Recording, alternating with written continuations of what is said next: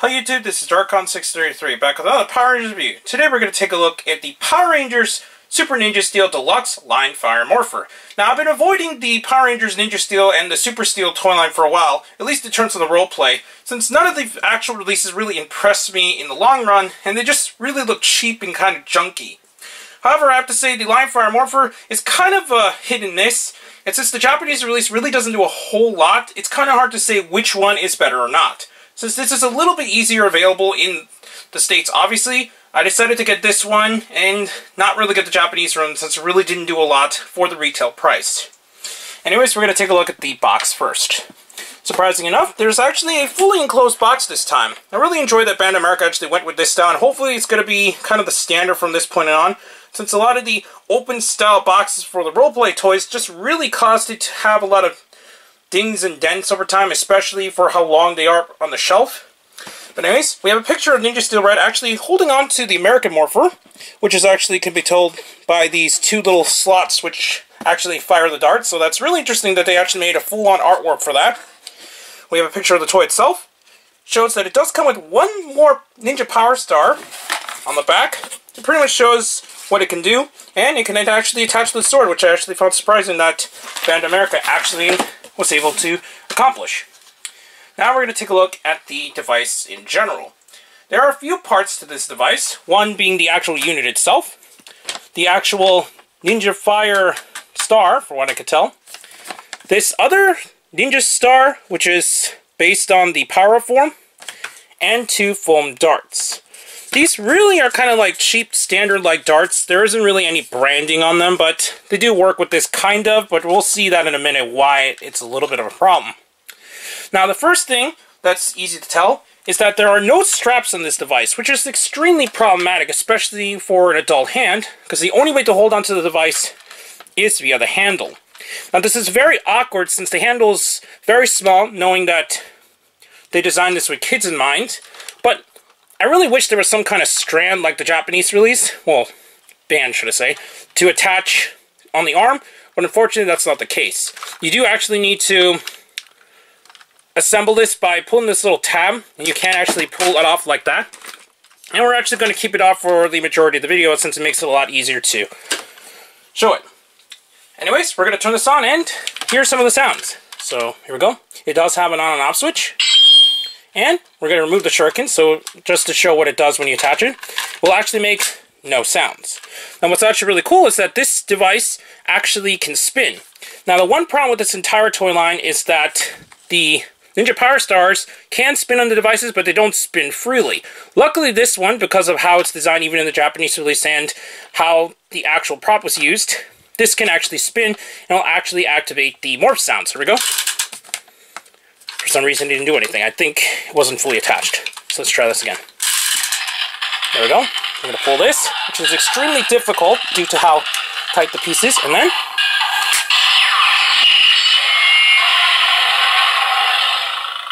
now this already is a real problem because of how hard you actually need to pull this in order to act the device.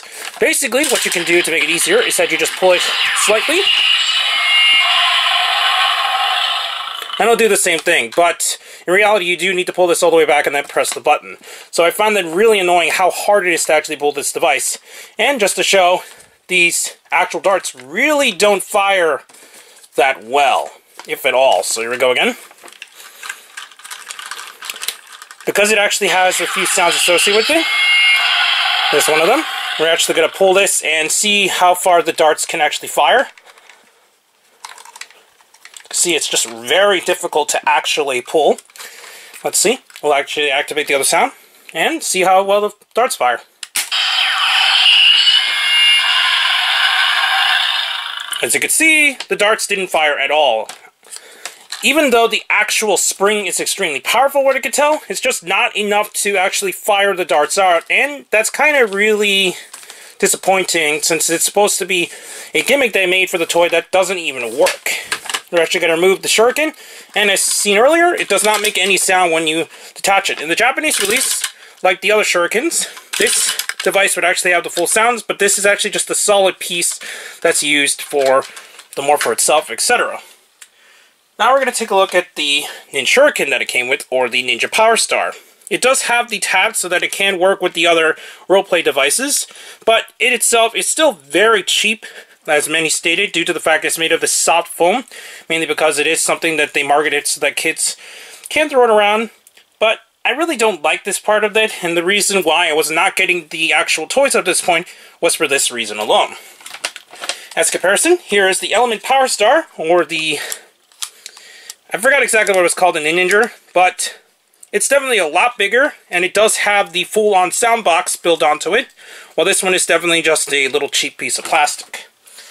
Now, luckily, this does have a little bit more sounds when you attach any shuriken outside of the actual Ninja Fire Shuriken. Here we go. Attach it. Here's the first of the sounds, and you do pull this back, and it'll actually activate 2 sounds for each, so here we go. We're going to detach it, and luckily it does have the attached and unattached sounds, unlike putting on that one, but here we go.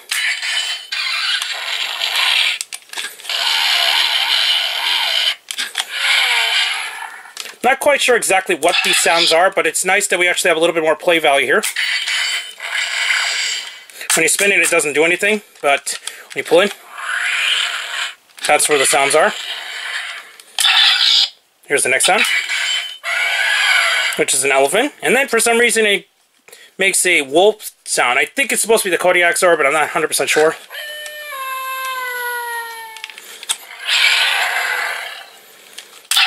Next.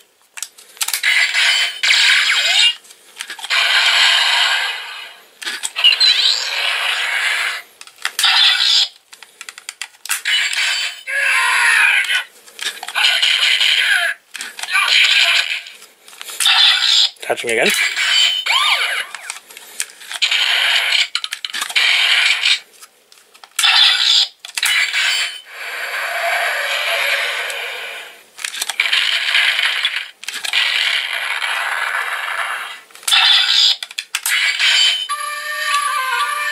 I really like that one.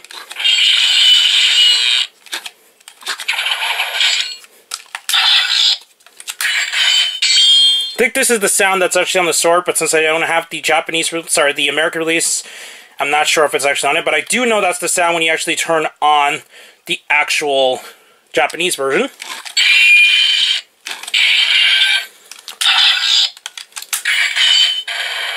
I think this might be the final one.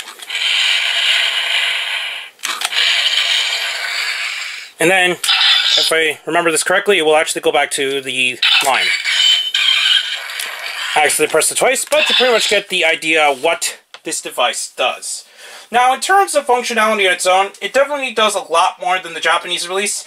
Obviously, the Japanese release had lights also built onto it, since this particular part of the device would actually light up and associated with the sword's sounds.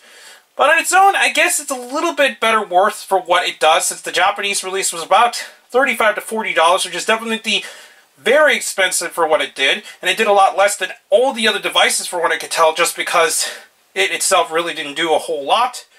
But it's kind of hard to say which one is really worth it in the end, since both the Japanese and the American versions got their positives, but are heavily weighed down due to their negative aspects. So probably it's better off if you got the American releases up to this point. This is definitely worth it. Otherwise, if you have the actual Japanese version of the sword, then your best bet is to actually get that version. Anyways, I actually got this at my local Toys R Us, and for what I could tell, I think that might be one of the only places to have it up to this point. I got it on Black Friday, and I was actually surprised to see this release come out so quickly, since a lot of the other releases in the past in my area didn't actually stock it until a little bit afterwards. Anyways, please comment, rate, and subscribe, and check out Hero Club and Hero Taku. Also check my Twitter, Darkon633, and don't forget to check down the other channels down below. Please check me on Instagram under Darkon633, and please check down the little bell at the bottom of the screen in order to see my content go up as soon as possible. Back with more Power Rangers reviews, but for now, I'll be seeing you later, YouTube. Bye.